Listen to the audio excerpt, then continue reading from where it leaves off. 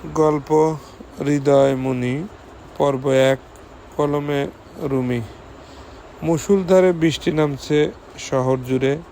শ্রাবণের এই অঝোর ধারায় চারপাশে ইট পাথরের দেয়ালগুলো যেন এক অদ্ভুত নীরবতায় ডুবে গেছে।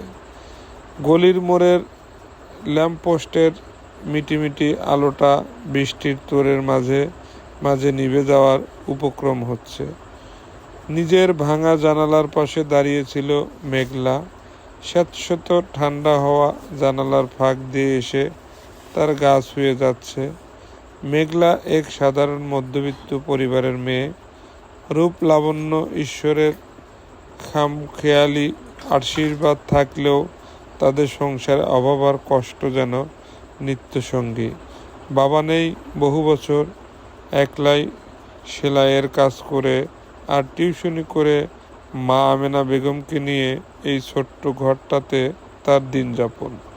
কিন্তু আজকের এই মেঘলা রাতে মেঘলার মনটা অনর্থক এক অজানা আশঙ্কায় ভারী হয়ে আছে। আমেনা বেগম রান্নাঘর থেকে এসে মেয়ের কপালে হাত রেখে চিন্তিত গলায় বললেন, কী রে মেঘলা, জানালার পাশে এমন উদাস হয়ে দাঁড়িয়ে আছিস কেন? শরীরটা কি আবার খারাপ লাগছে? মেঘলা মায়ের দিকে ফিরে এক চিলতি মলিন হেসে বলল, না মা, শরীর ঠিক আছে। বুকটা কেন যেন অকারণেই ধরপর করছে। মনে হচ্ছে আজ রাতে খারাপ কিছু একটা হতে যাচ্ছে। আমেনা বেগম মেয়ের মাথায় হাত বুলিয়ে বললেন, দূর বোকা মেয়ে, বৃষ্টি হলে তো মন একটু এমনি উদাস হয়। চল দুটো ভাত খেয়ে শুয়ে পড়বি। ঠিক তখনই বাড়ির বাইরে কাঠের পুরনো দরজার বিকট শব্দ, ভারী আঘাতের আওয়াজ হলো। ঠক ঠক ঠক। সাধারণ কড়া নাড়ার শব্দ নয়, এটা মনে হলো কেউ মরিয়া হয়ে বাঁচতেছে, দরজার শরীর আছড়ে ফেলছে। মেঘলা আর তার মা ভয়ে চমকে উঠলেন। আমেনা বেগম মেঘলার হাত শক্ত করে চেপে ধরে ফিসফিস করে বললেন, এই মাঝরাতে আবার কে এলো রে? খবরদার মেঘলা, দরজা খুলিস না। কিন্তু দরজার ওপাশ থেকে এক ক্ষীণ কাতর পুরুষ কণ্ঠে ভেসে এলো, কেউ কি আছেন ভিতরে? প্লিজ দরজাটা একটু খুলুন, ওরা আমাকে মেরে ফেলবে। আওয়াজটার ভিতরে তীব্র আর্তনাদ শুনে মেঘলার মনটা কেঁপে উঠল। সে মাকে শান্ত হতে বলে সাবধানে দরজার খিলটা খুলে দিল। দরজা খুলতেই এক দীর্ঘ দেহের তরুণ ঘরের দিকে গলে পড়ল। ছেলেটির পরানো অত্যন্ত মূল্যবান প্যান্টের শার্ট, কিন্তু তা রক্ত আর কাদায় মাখামাখি। কপালের এক পাশ কেটে গলগল করে তাজা রক্ত ঝরছে, যা বৃষ্টির জলের সাথে মিশে লাল হয়ে গড়িয়ে পড়ছে তার ফর্সা গালে। অচেনা একদল গুন্ডা তারা খেয়ে প্রাণ বাঁচাতে এই গলিতে এসে ঢুকছে সে। ছেলেটি মেঘলার মুখোমুখি দাঁড়িয়ে সে চেষ্টা করলো নিজেকে সামলে রাখার, কিন্তু অতিরিক্ত রক্তক্ষরণে তার চোখের সামনে সব অন্ধকার হয়ে আসছিল। সে মেঘলার চোখের দিকে তাকালো, কিন্তু কিছু বলার আগেই তার শরীরটা ঢলে পড়ল। মেঘলা আর এক মুহূর্ত ভাবার সময় পেল না। সে দ্রুত এগিয়ে গিয়ে দুই হাত চেপে ধরে ছেলেটাকে সামলে নেওয়ার চেষ্টা করল। যুবকটি সোজা এসে ঢলে পড়ল মেঘলার বুকের উপর। অচেনা যুবকের তপ্ত ঘন নিঃশ্বাস মেঘলার ঘাড়ে এসে বিঁধল। ঝড়ের রাতে এক অনাত্মীয় পরপুরুষ এমন ঘন নিঃশ্বাস আর তার উষ্ণ শরীরের স্পর্শ পেয়ে মেঘলা সমস্ত শরীর শিউরে উঠল। চারপাশে বৃষ্টির শব্দ যেন এক মুহূর্তের স্তব্ধ হয়ে গেল। থমকে গেল মেঘলার চেনা পৃথিবীটা। অচেনা যুবকের রক্তাক্ত শরীরটা যখন মেঘলার গায়ে ঢলে পড়ল, এক মুহূর্তের জন্য ঘরটা থমকে গেল। মেঘলার বুকের স্পন্দন যেন কয়েক মুহূর্তের জন্য বন্ধ হয়ে গিয়েছিল, কিন্তু ভয় পাওয়ার বা ভেবে দেখার কোনো সময় এখন নেই। ছেলেটার শরীর থেকে অঝরে রক্ত ঝরছে। আমেনা বেগম আতঙ্কে হাত দিয়ে মুখ চেপে ধরে বললেন, ওরে মেঘলা, একই বিপদে পড়লাম রে মা, রক্তে ভাসছে ছেলেটা। পুলিশ পুলিশের ঝামেলা হবে না তো? মা, এখন এসব ভাবার সময় নয়, আগে ওনাকে ভিতরে নাও, না হলে দরজার বাইরেই মারা যাবেন। মেঘলা শক্ত গলায় বলল। দুই মা মেয়ে মিলে অনেক কষ্টে লম্বা চওড়া শরীরটাকে টেনে এনে ঘরের একমাত্র কাঠের চৌকাঠে শুয়ে দিল। আমেনা বেগম দ্রুত এক বালতি গরম জল আর পরিষ্কার সুতির কাপড় নিয়ে এলেন। মেঘলা খুব সাবধানে যুবকের কপালের ক্ষত স্থানটা পরিষ্কার করতে লাগলো। কাদার নিচে ঢাকা পড়া মুখটা যখন রক্ত মুছে পরিষ্কার হলো, মেঘলার চোখ ফেরাতেই পারল না।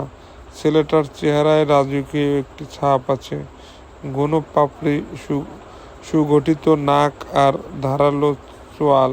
তবে এত তীব্র যন্ত্রণার মধ্যেও ছেলেটার মুখে কেমন যেন এক অভিজাত অহংকারীর ছাপ রয়ে গেছে। রাতভর প্রদীপ জেলে জলপট্টি দিয়ে আর সেবা করে মেঘলা আর তার মা ছেলেটার রক্তক্ষরণ বন্ধ করল। রাত পোহালো। ভোরের স্নিগ্ধ আলো যখন জানালার ফাঁক দিয়ে এসে যুবকের বন্ধ চোখের উপর পড়ল, তখন তার পা দুটো ধীরে ধীরে কেঁপে উঠল। জ্ঞান ফিরতেই যুবকটা এক হাত কপালে রেখে উঠে বসার চেষ্টা করল। চোখের সামনে একটা অচেনা মাটির দেয়ালের ছোট্ট ঘর দেখে সে থমকে গেল। তখনই ঘরে ঢুকলো মেঘলা, হাতে এক গ্লাস পানি। যুবকটি তীক্ষ্ণ চোখে মেঘলার দিকে তাকিয়ে বেশ রাশভারী গলায় প্রশ্ন করল, আমি কোথায়? আর আপনি কে? আমার ফোন কোথায়? মেঘলা পানিটা টেবিলের উপর রেখে শান্ত গলায় বললেন, গতকাল রাতে আপনি গুন্ডাদের তাড়া খেয়ে আমাদের দরজায় জ্ঞান হারিয়ে পড়েছিলেন। আপনাকে বাঁচানো হয়েছে। যুবকটি নিজের রক্তাক্ত জামার দিকে তাকালো, তারপর এক পলক মেঘলার দিকে। মেঘলার সুতি শাড়ি, সাধারণ সাজগোজ আর ঘরটার ধীনতা দেখে তার ঠোঁটের কোণে হালকা একটা তাচ্ছিল্যের হাসি ফুটে উঠল। পকেট থেকে দামি মানিব্যাগটা বের করে কিছু না ভেবেই একগুচ্ছ 1000 টাকার নোট মেঘলার দিকে বাড়িয়ে দিয়ে বলল, কাল রাতের সাহায্যের জন্য ধন্যবাদ। এই টাকাটা রেখে দিন আর একটা ফোন দিন, আমাকে ডায়াল করতে হবে। টাকাগুলোর দিকে তাকিয়ে মেঘলার গাল দুটো অপমানে লাল হয়ে উঠল। আত্মমর্যাদার দারুণ একটা ধাক্কা লাগলো তার। মেঘলা সোজা হয়ে দাঁড়িয়ে ঠান্ডা গলায় বলল, আমরা গরিব হতে পারি, কিন্তু বিপদে পড়া মানুষকে সাহায্য করে টাকা নেই না। আপনার টাকা আপনি পকেটে রাখুন। আর কথাটা শুনে যুবকটি থমকে গেল। বড়লোকের অহংকার নিয়ে বড় হওয়া ছেলেটি যেন হঠাৎ এক অদৃশ্য চর খেল। তার পুরো জীবনে কেউ কোনো দিন তার বাড়িয়ে দেওয়া টাকা এভাবে প্রত্যাখ্যান করার সাহস পায়নি। সে অবাক চোখে মেঘলার আত্মবিশ্বাসী চোখের দিকে তাকিয়ে রইল। ঠিক তখনই গলির বাইরে থেকে একাধিক দামি গাড়ির বিকট ব্রেক কষার শব্দ পাওয়া গেল। বেশ কিছু বডিগার্ডের পদশব্দ ধেয়ে আসতে লাগলো এই ছোট কুঁড়েঘরের দিকে। দরজা ঠেলে ভিতরে ঢুকলো কয়েকজন স্যুট পরা সশস্ত্র বডিগার্ড। তাদের প্রধান লোকটাকে যুবকটাকে দেখে স্বস্তির নিঃশ্বাস ফেলে মাথা নিচু করে বলল, স্যার, আমরা সারা রাত আপনাকে খুঁজেছি। আসাদ চৌধুরী সাহেব চৌধুরী ম্যানশনে আপনার জন্য ভীষণ চিন্তা করছেন। চলুন ফারহান স্যার, গাড়িতে উঠুন। ফারহান স্যার শব্দটি মেঘলার কানে গিয়ে বাজল। তাহলে এতক্ষণ তার ঘরে শুয়ে থাকা অহংকারী যুবকটি অন্য কেউ নয়, শহরের শীর্ষ ধনুকবের আসাদ চৌধুরীর একমাত্র ছেলে ফারহান চৌধুরী। ফারহান ধীরে ধীরে উঠে দাঁড়ালো।